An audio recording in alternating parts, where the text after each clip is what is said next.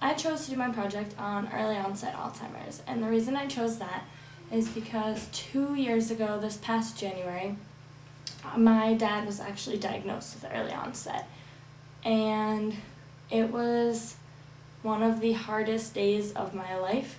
So my stepmom sits us down and she said, "You guys have probably noticed your dad's very forgetful. He doesn't remember things very easily unless you write it down. He stops mid-sentence and forgets what he's saying, and it's been getting worse over the past few months." So she tells us that they've been taking him to the doctors, getting all these tests done. The doctors finally came to the conclusion that it was Alzheimer's. It was kind of a shock to me, but kind of not at the same time. Like, we had kind of seen it coming, but I was kind of always in denial, and I always thought, like, my family's perfect, nothing is ever going to happen.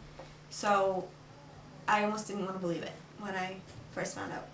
We had definitely noticed the signs of him being forgetful, but I never would in a million years would have guessed that it was Alzheimer's, because at this point my dad was 50 years old.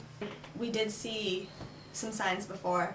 We would tell him something and he would ask us the same question a few minutes later, but we just thought he wasn't listening to what we were saying, and we kind of, it sounds bad, but we kind of used to joke about it and say, "Oh, why isn't he listening to what we say?" Now he's 52, and he's definitely gotten worse in the past 2 years. It started with just forgetting things, repeating himself a lot, forgetting what he was saying in the middle of a sentence or middle of. I've noticed that slowly he's forgetting things more often and not engaging in conversation as much as he used to. The disease has definitely progressed. He forgets every date that is important. And if you tell him a time or a date of a thing that's coming up, you need to email it to him, or you need to make sure he writes it down for my stepmom for when she gets home, because by the time she's home from work, he usually forgets what you called him about.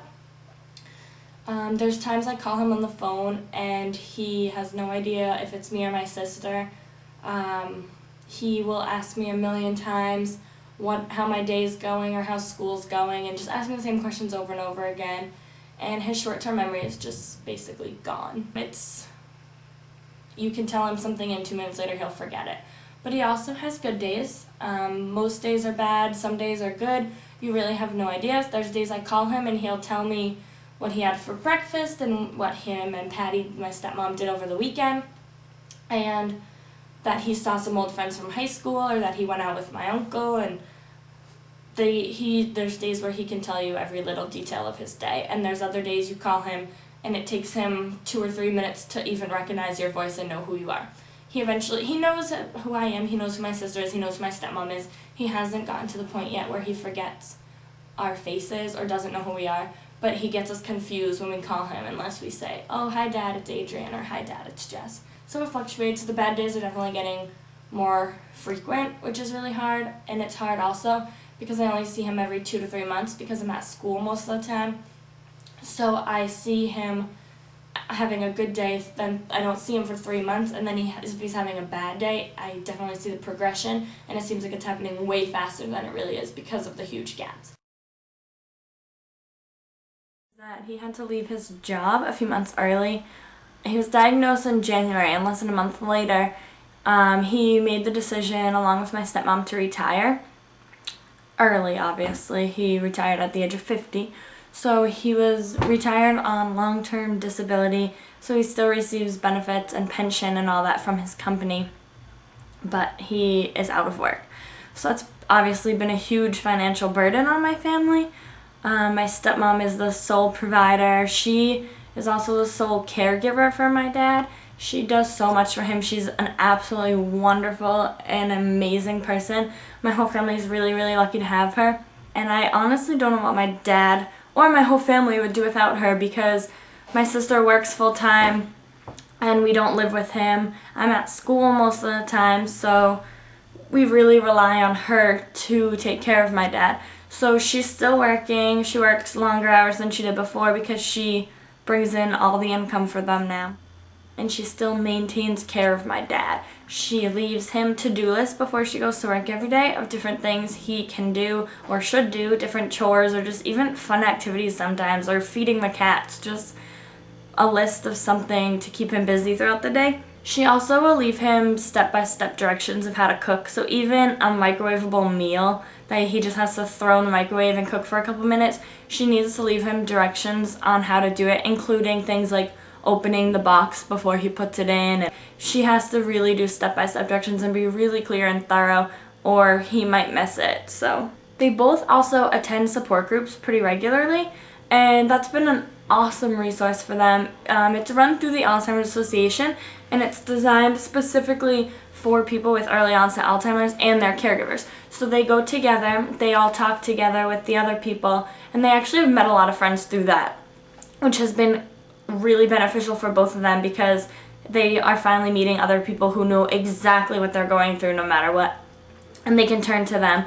So that's been good for my dad and stepmom, and kind of takes off some of the stress that they have. Been relying on a lot of websites. I do a lot of research and read up on it. I join different online support groups where you can just read about other people's stories and how they dealt with that certain situation. There's a lot of blogs of people who are dealing with it, and I've just found other people my age who get what I'm going through.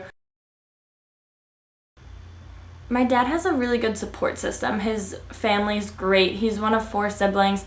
They all do all they can for him. One of his other brothers is also retired, and he comes over all the time to keep my dad company. He'll take my dad out for drives because my stepmom doesn't really like him to drive on his own anymore.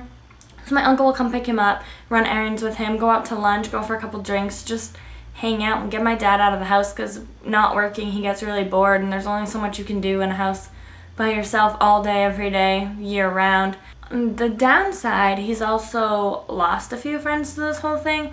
He has friends who are younger than him who he met at work, and a lot of them just don't understand what's happening to him. They don't believe that a 50-year-old can suffer from Alzheimer's disease. So that's been really hard for him. They just don't know what to say or how to deal with it. So they just push away, and that's pretty common for people with Alzheimer's or dementia. My biggest fear is that one day he's not going to recognize me and Adrian, and he's going to not remember who we are when we see him. His long-term memory is almost perfectly intact. He'll sit there and tell you about a dentist visit he had when he was 7. He'll tell you all about the dog he had, the games he played with his friends. Like, his long-term memory is awesome. His short-term memory is what's really being affected. My biggest fear is he's not going to remember these things by the time they happen. My college graduation, I'm terrified he won't remember that years down the road. My wedding day. Big events like that, we don't know how fast this disease is going to progress. In 2 years, it's gotten a lot worse, and it's going to be a few years down the road until I graduate and get married and start a family. So he could be really bad by then. To cope with it, I don't talk about it. I'm one of those people who I pretend that if it's not there, if I don't talk about it, it's not there. If I find out my dad is having a bad day and I get off the phone with him and I'm just a mess, I don't call her anymore. I used to, but she gets really upset hearing how bad he's doing. I am the complete opposite. I want to do everything I can to make my dad better. Right now there's no cure for Alzheimer's, but the Alzheimer's Association is doing all that they can to help get to that point. And I want to help them move in the right direction of doing so. So every fall, we participate in the memory walk. I'm always the team captain. I get a bunch of friends from home and from school to come up and participate in it. My family from my dad's side all comes and walks, including my dad's stepmom, sister, and her husband. My boyfriend will come up, and we just get a huge team together of 10 to 15 people, and we raise money. We fundraise from February to September for the walk usually. I plan a talent show every year for Keene State with optional donations at the door. It's become a huge part of my life. The Alzheimer's Association is so close to my heart. I've met so many people who work there. I hope to work for them in the future. When I graduate, I want to do marketing for the Alzheimer's Association, promote the walk, promote everything we can to possibly get people involved and get one step closer to finding a cure, because it obviously would mean a lot to me to have this disease come to an end. We just finished another talent show. We're doing a yard sale. We're going coin collecting at local businesses. We really are doing whatever it takes to raise money for the association and stop this horrible disease from happening anymore. I'm really just trying to become really active. If anything, this is how I cope with it. Becoming an activist and fighting for a cure and getting other people involved in fighting for a cure is how I deal with it. I can't just sit back and be sad about it or nothing's ever going to change. If I get out there and do all I can to raise money for the association and really put my name out there and become active in the community, both my home community and the school community, then that's what's going to change the world and change Alzheimer's disease from affecting 6 million people nationwide. The hardest part for me is knowing that he's never going to get better. Like, it's not like another disease where you can go through treatment and have medicine and come out of it. This is just, it's a mental illness and you're never going to get better from it. It's definitely the hardest thing I've ever gone through in my whole life, and I would not wish it upon anyone. And I know a lot of my friends have had grandparents who have had Alzheimer's, and my grandparents both did as well. My dad's mother and father both had it, and it was not easy seeing my grandparents deteriorate slowly, but when it's your own parent, it's even harder. And especially at the age of 50, when you didn't see it coming in the slightest. Anything that people can do, like Adrienne does all this great stuff. She does talent shows at her school, and she does the memory walk to try to raise money and help people with awareness for the disease. Anything that people can do is great, and it's really appreciated. If we can't cure my dad, I want to at least be able to cure other people so no one else has to ever go through this. With every little thing, we get one step closer to a cure, and that's all my family's fighting for, is for a cure.